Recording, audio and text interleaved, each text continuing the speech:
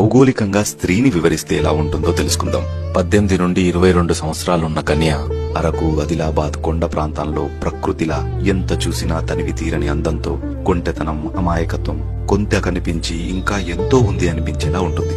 23 నుంచి 30 సంవత్సరాలు మహిళ ఒక హైదరాబాదులా, ఒక బెజవాడలా తనను తాను మలుచుకుంటూ అభివృద్ధి చెందుతూ తన విలువ తెలిసిన వారిని చేరదీసి ఒక బంధాన్ని ఏర్పరచుకుంటుంది. 31 నుంచి 35 వరకు వయసు ఉన్న స్త్రీ కుంతల, తలకోన జలపాతాలలా ఆకట్టుకుని అందంతో ఉద్ధృతమైన ఆశల ఉరవడిని తట్టుకుంటూ చలనం సాగిస్తుంది.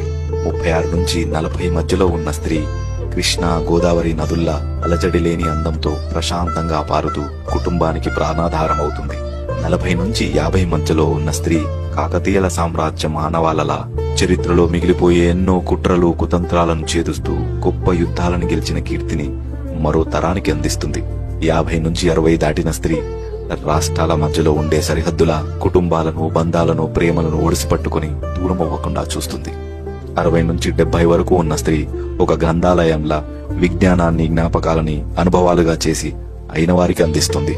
70 దాటిన స్త్రీ ప్రార్థనలు వినే కోవెలలా, మందిరంలా, మసీదులా మారి మొరలు అలకిస్తుంది.